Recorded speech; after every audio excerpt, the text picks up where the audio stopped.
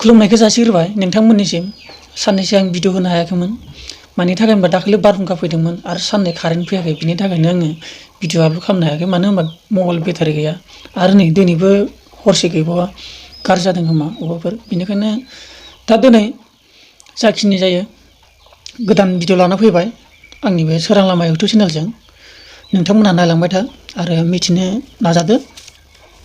जोंनि बे आसामाव हाल साल जाबाय थानाय माखासे आरो बाहेरा गिबियावनो आं बुंनो सानदों से नम्बराव गलाघाट सिभिल हस्पिटालाव 4 नेगेटिभ मोनबाय एबा मोजां जाबाय ओमफ्राय टटेल जोंनि आसामाव दाखालि 4 मोजां मोनखानाय दं ओमफ्राय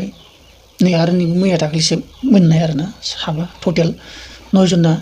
नेगेटिभ जाबाय एबा मोजां जानाय एबा रिकभार खालामबाय आरोना आरो नेक्स्टआव 2 नम्बराव मै मासे गुवाहाटी सिरियाखानानिफ्राय बाहेरायाव ओंखारबोदों मोगा मोगि भिडिअ लकडाउन समाव माने नोंथांमोनानि लकडाउन समाव माने सिरियाखानानिफ्राय मा जाखो मा थाखो माने बाहेरायाव गामियाव हाबफैदों এইটো সব মানুহে বৰ্তমান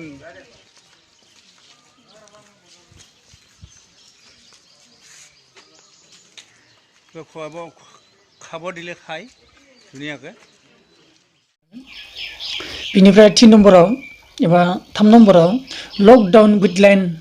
मानिनि थाखाय बिसोरनि गारिखौ हमबाय आरो बिसोर मोनसे स्कुटियाव सानै गाखोदोंमोन माने लकडाउनाव माने बिसोर माने मानसिफोरखौ माने बाइकआव गाखोबाबो हारसिंसो गाखोनो होदों माने सानै गाखोनो होआखै बिसोर बिदि मानियैनि थाखाय बिसोरखौ माने गारिखौ हमनाय जाबाय होनना बुंदों आरो बेयाव माने बिसोर रुल मथे मानियासै आरो माने ना बिदि रुलखौ माने दा समाजाव जा सरकारा दा रुल दादों बेखौ मानियाबालाय आरो हमजाखानाय नङा होमबा नोंथांमोनाबो मिथिगौ बिनिफ्राय 4 नम्बराव मरिगावनि जिल्लानि डिसि एसपिनि देहायाव चेक खालामब्ला नेगेटिभ मोनो माने बिसोर माने डिएसपि एसपि जाबाय बिसोरबोथ' आरो दा नै जाखिनि संसाराव प्रब्लेम जागासिनो बिसोरबोथ' एसेबो दायथ' लाखानांदों बेफोरबो माने गावसोरनाव दं बायदि मोननानै बिसोर माने गावसोरनि देहायाव माने बेमारिफोरखौ दांनाय हिसाबै बिसोर माने बेफोर आरो बिसोर बाहेरायाव थानाय जायो नालाय गावसोरखौ सन्देह खालामनो माने बिसोरो गावसोरखौ चेक खालामनाय जादोंमोन बेयाव नायनानै बिसोरखौ नेगेटिभ मोननाय जादों होनना बुंदों आरोना ओमफ्राय 5 नम्बराव बिस्थिबार खालि गुवाहाटीयाव मदद खालामगोन माने दाखालि थांनाय बिस्थिबार खालि माने मदद खालामनाय माने दाखालि बिस्थिबार खालामनाय जादों मदद माने नोंथांमोना बेदर जायोबा आरोना बेदरनि डिलिभारि खालामनो अर्डार होदों माने जायफोर जायो माने हाथाय बाजाराव फैनो मोना माने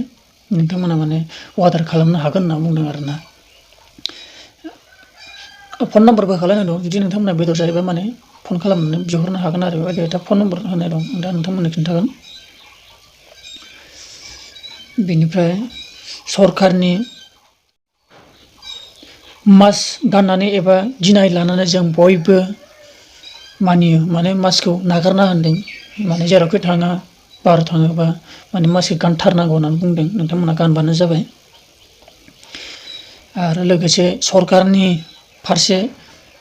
1 केजि बयलार बेदरनि दामा 240 जागोन होननानै बुंदों आरो लोगोसे आरोबाव 1 केजियाव बोरमा बेदरखौ 650 लानाय जागोन होननानै गुवाहाटीनि एलेखा बेराखौ बुंनाय जादों दा ओरै लायोबा जोंनियावबो सोलिखायोआनोसै आरो 5 नम्बराव बेदरनि सोमोन्दै कल डिलिभारि बे नम्बराव खालामनो हागोन अनलि गुवाहाटी एलेकायाल' बेखौनो आं नोंथांमोननो मिथिनो हायो नोंथांमोननिबा नायबानो जाबाय बेसांखिनिल'मोन आंनि बे भिडिअआ नोंथांमोनखौ मिथिहोनो आरो दा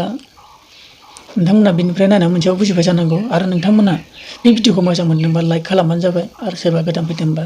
साबस्क्राइब खालामना होबानो जाबाय नोंथांमोननिसिम एसेनोसै गोजोन्थों।